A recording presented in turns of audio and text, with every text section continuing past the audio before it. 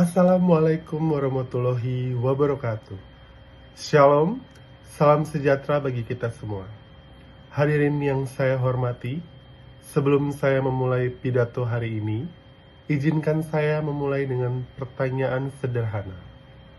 Apa yang akan Anda lakukan jika dalam satu hari, jika dalam satu detik, hidup Anda berubah total oleh sebuah hasil medis? Pertanyaan ini bukan sekedar basa-basi.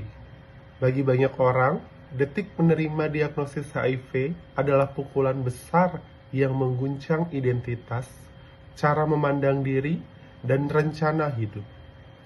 Bukan karena HIV tak bisa dikelola secara medis, tetapi karena beban psikologis, sosial, dan emosional yang menyertai sering terasa lebih berat daripada penyakitnya.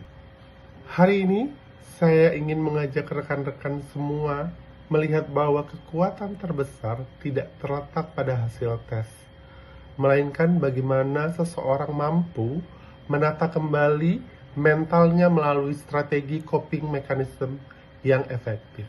Diagnosis HIV seringkali memicu gejolak emosi seperti takut, menyangkal, hingga merasa hampa.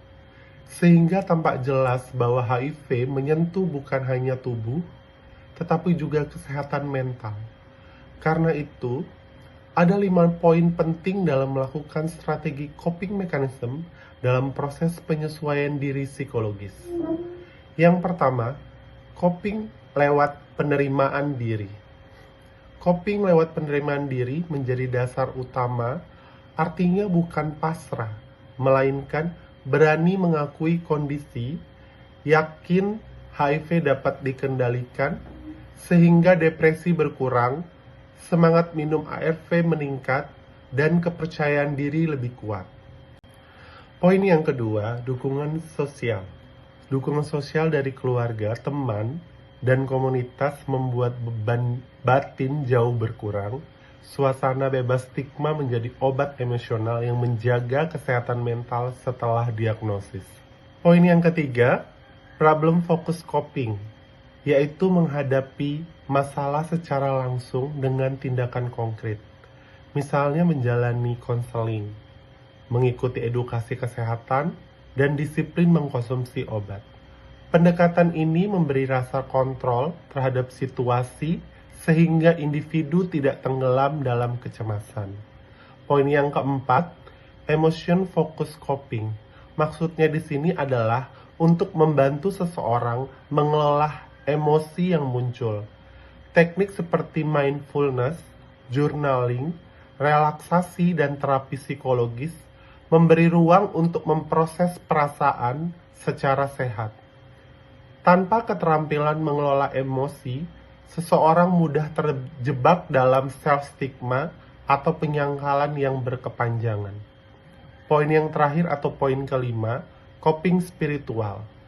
Di dalam budaya Indonesia, spiritualitas bukan hanya keyakinan, tetapi juga sumber kekuatan batin. Doa, refleksi diri, atau praktik keagamaan dapat memberikan ketenangan, harapan, dan makna baru setelah diagnosis. Hadirin yang saya hormati, mengelola hidup setelah diagnosis HIV memang bukan hal yang ringan, tetapi tetap sangat mungkin dijalani. Dengan coping mechanism yang kuat dan dukungan lingkungan yang empatik serta bebas stigma, seseorang tetap bisa hidup produktif dan bermakna. Pada akhirnya, yang membuat seseorang bertahan bukanlah beratnya diagnosis, melainkan cara ia merespon dan bangkit dari kondisi tersebut. Izinkan saya menutup pidato ini dengan sebuah pantun sederhana. Melangkah pagi menuju taman, singgah sebentar membeli lilin. Hidup tak berhenti oleh cobaan, bangkit dan kuatkan hati, harapan selalu hadir kembali bersinar terang. Terima kasih atas perhatian Anda. Wassalamualaikum warahmatullahi wabarakatuh. Shalom.